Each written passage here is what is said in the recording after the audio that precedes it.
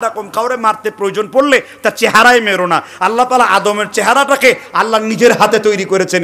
ফি আইয়ি সূরাতিন মা শাআ।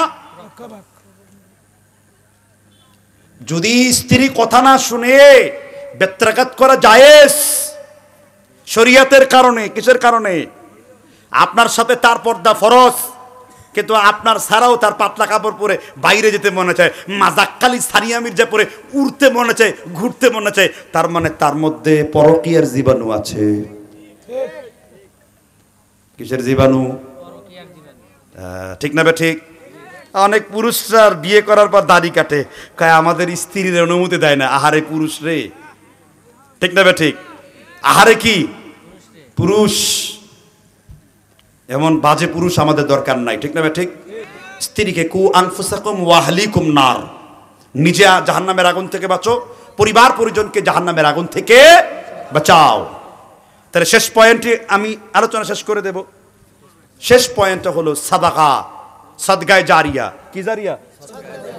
এই যে মাহফিলটা করছেন এটাও সদগায়ে জারিয়া হবে। কতক্ষণ? যতক্ষণ পর্যন্ত, যেমন আজকের রেকর্ড হলো, লাইভ হলো, ইউটিউবে যাবে, এগুলো ভিডিও করা হবে, একটা সময় লাখ লাখ লোকের কাছে চলে যাবে।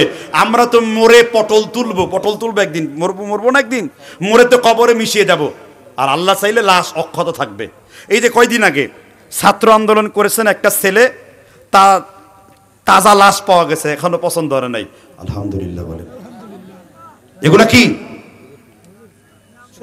এগুলো হলো আল্লাহ তাআলা সরাসরি শহীদ না বললেও জুলুমের ব্যাপারে যদি কেউ জীবন দেয়, যেমন মুসনাদ বিয়ালাপ এসেছে, কেউ যদি বাতিল শাসকের সামনে দাঁড়িয়ে হক কথা বলে, সে আমার চাচা আমির হামজার সাথে জান্নাতুল ফেরদৌসে থাকবে, এবং তাকে আল্লাহ হুকমানে শহীদ দান করবেন। কি শহীদ? আল্লাহ চাইলে সে কি হবে। এখন অনেক লোক তো চাইছে যে আলেমদের নির্যাতন করেছে, অনেক কিছু করেছে, একটু প্রতিবাদ করে যদি একটা ফ্যাসিবাদ সরিয়ে দিতে পারি অনেক লাভ হবে, এই নিয়তে তো ঘর থেকে বের হয়েছে, হয় নাই? আল্লাহ তাআলা নিয়তের উপর কি দেন? ইন্নামাল আ'মালু ইরাদাতুন কলব, অন্তরের তীব্র ইচ্ছাটাকে আরবিতে নিয়ত বলা হয়। ইবনে হাজার ফাতহুল বারি প্রথম খণ্ড 26 পৃষ্ঠা। এবার আপনি 3 নাম্বার পয়েন্টে আলোচনা, যেহেতু 3টি পয়েন্ট আমাকে দিয়েছেন, সদকাতের আমরা যে জারিয়া করেছি সেটার উপরে স্পষ্ট করে কথা বলি। এই মাহফিলটাও আপনাদের জন্য কি জারিয়া হলো 2 রকম। ভাই আস্তে আস্তে বলেন। মাজারি মানে সাদগা হলো 2 রকম, জারিয়া হলো 2 রকম। এক সদগায়ে জারিয়া, আর বলতে তো পারলেন না গুনাহে জারিয়া। একটা হলো কি, আরেকটা হলো কি? এক সদগায়ে জারিয়ার জন্য আপনি মৃত্যুর পরে কবরকে জান্নাতের বাগিচায় পরিণত করে দেওয়া হবে। রাসূল বলেছেন, নাসাই শরীফের মধ্যে এসেছে, ইন্নাল আবদা ইদা উদিআ ফি কবর, যখন আল্লাহর কোনো গোলাম কবরের মধ্যে আসে, 70 যিরাআন, কবরকে 70 গজ প্রশস্ত করে দেওয়া হয়। কাল কামাল লাইলাতাল বদর, পূর্ণিমার চাঁদের মতন তার কবরকে উজ্জ্বল করে দেওয়া হয়। যার হাত দ্বারা মাদ্রাসা হয়েছে, যার হাত দ্বারা এইরকম কোরআনের মাহফিল বাগান চালু থাকবে, যার হাত দ্বারা ওয়া তাআওয়ানু আলাল বিররি ওয়াত তাকওয়া, ভালো কাজে যে হাতগুলো প্রসারিত হয়েছে, মৃত্যুর পরে ইদা মাতাল ইনসান, মানুষ যখন মরে যাবে তার সব আমলের দরজা বন্ধ হবে। রাসূল বলেছেন ইল্লা মিন সালাসা, কিন্তু 3 প্রকার আমল ছাড়া। এর মধ্যে একটি হলো সাদকায়ে জারিয়া। আপনি মানুষের কল্যাণের জন্য ঈমান আনার পরে শিরক মুক্ত, কুফর মুক্ত, মুনাফিকি মুক্ত, বিদআত মুক্ত, নামাজি, এই 5টা গুণ থাকার পরে আপনি যদি কোনো কিছু একটা মেডিকেল তৈরি করে যান, আপনি মানুষের জন্য পানি তৈরি করে যান, মানুষের উপকারের জন্য মাদ্রাসা তৈরি করে যান, মানুষের নামাজের জন্য মসজিদে তৈরি করে যান, এগুলো হবে সদকায়ে জারিয়া। আর মানুষের জন্য আপনি মোরাল মূর্তি তৈরি করে গিয়েছেন, মানুষের জন্য আপনি কি বলে এটাকে 1 টিকেটে 2 ছবি সিনেমা হল তৈরি করে গেছেন, মানুষের জন্য যাত্রা ফাত্রা প্যান্ডেল তৈরি করে গেছেন, মানুষের জন্য জুয়ার কুট তৈরি করেছেন, এও একটা জারিয়া পাবে। তবে তার জারিয়া হলো গুনাহে জারিয়া, ঠিক না? ঠিক। কিন্তু ঈমান নাই, নামাজ নাই, রোজা নাই, কাফন চোর, দাড়ি চোর, কিন্তু সে খুব দান খয়রাত করে। তার উদাহরণ মাদার তেরেসা। কি তেরেসা? অনেক কিছু করেছে, মাগার ঈমান কপালে জুটে নেই। অনেক কিছু করেছে, ঈমান কিন্তু কি? মাদার তেরেসার নাম শুনেনি এরা, শুনবে কি করে? বইয়ের পৃষ্ঠাতে তো সবই উঠিয়ে দিয়েছে, কিলিং কিলিং সাইকেল চালাই, এইখানে এগুলোও হয়েছে স্কুলে, ঠিক না? ঠিক। কি কইছেন এক সময়? শিক্ষা ব্যবস্থাটাকে কোথায় নিয়ে গেছে? শয়তানে খোদার শিক্ষা ব্যবস্থা চালু করা হয়েছে। শয়তানে খোদা মানে কুদরতে খোদা, তো কুদরত না, পুরাটাই শয়তান। এই জন্য সাদগায়ে জারিয়া, এই মাহফিলটাও হবে আপনাদের জন্য কি, যদি ইখলাস থাকে তাহলে মাহফিল কি আনন্দের জন্য দিয়েছেন, হেদায়েতের জন্য দিয়েছেন? আজকের এই বক্তব্য শুনে যদি একজন ব্যক্তি কবর ছেড়ে দেয়, তাবিজ ছেড়ে দেয়, খাস পর্দা করে, একজন ব্যক্তি যদি ফ্যাসিবাদী আচরণ ছেড়ে দেয়, অতীতের ভুলের জন্য যদি তওবা করে, রাসূল বলেছেন আত-তাইবু মিনাজ যামবি কামাল্লা যামবা লাহু, অন্যায় থেকে কেউ যদি তওবা করে আমি আল্লাহ জন্মভূমি শিশুর মতো পবিত্র করে দেই। তাহলে সাদগায়ে জারিয়া বুঝতে পারছেন তো? জি ইনশাআল্লাহ। এখন সাদগায়ে জারিয়ার সওয়াব কেমনে কেমনে পৌঁছানো হয়?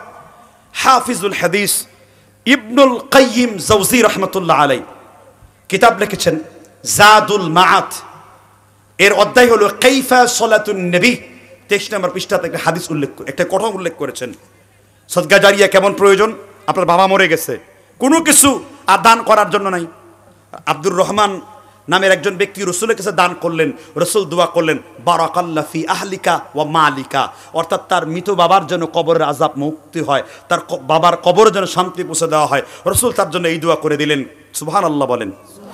ইবনুল কাইয়িম বলেছেন মানুষ মৃত্যুবরণ করার পরে একটা পানিতে যেমন, একটা জমিতে যেমন শুকনো থাকলে বৃষ্টির জন্য হাহাকার থাকে, বৃষ্টি দরকার, ওই জমিতে যখন পানি ঢালা হয় ওই জমিটা যেমন সবুজ হয়, সুন্দর শস্য ফলে, তদ্রূপ একজন মৃত মানুষের জন্য যদি আপনি সাদাকা করেন, তার জন্য যদি দোয়া করেন, তার জন্য যদি হাদিয়া পাঠান, তার জন্য যদি একটু আল্লাহর কাছে কন্দন করেন, পিতামাতার জন্য কন্দন করেছেন, চাচার জন্য কন্দন করেছেন, দাদার জন্য কন্দন করেছেন, রব্বির হামহুমা কামা রাব্বায়ানি সাগীরা। আপনি সিরাজগঞ্জে বসে আছেন, আপনার দাদার ভাইয়ের খবর ধরেন তুর্কিস্তানে আছে, সেইখানে সওয়াব পৌঁছে দেওয়া হবে। সাদগায়ে জারিয়া বুঝলেন তো ভাই সব? আর সব থেকে বড় সাদগায়ে জারিয়া কোনটা বলেন তো?